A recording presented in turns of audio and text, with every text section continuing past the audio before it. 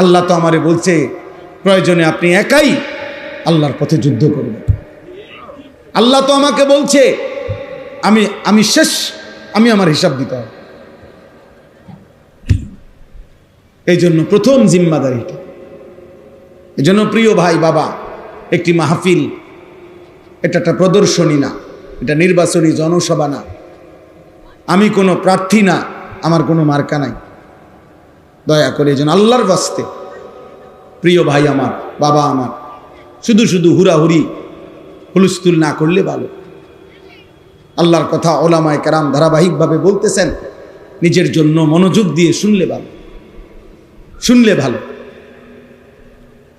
এই প্রচণ্ড গরমের মধ্যে আপনারা কষ্ট করে বসছেন, অতএব মনোযোগ দিয়ে কষ্ট করেই শুনেন, আল্লাহ বরকত দিবে, আল্লাহ বরকত দিবে।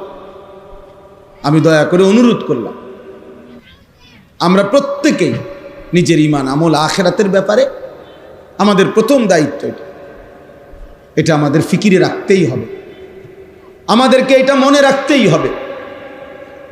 আমি প্রসঙ্গক্রমে দ্বিতীয় আরো দুইটা বলি। একজন পুরুষ হিসাবে সবাই মনোযোগ দিয়ে শোনো।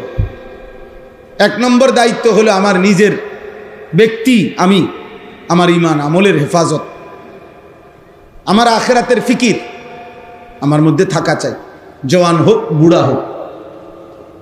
দ্বিতীয় নম্বর হলো একজন পুরুষ হিসাবে আমার দ্বিতীয় পরিচয় হলো আমি একজন অভিভাবক।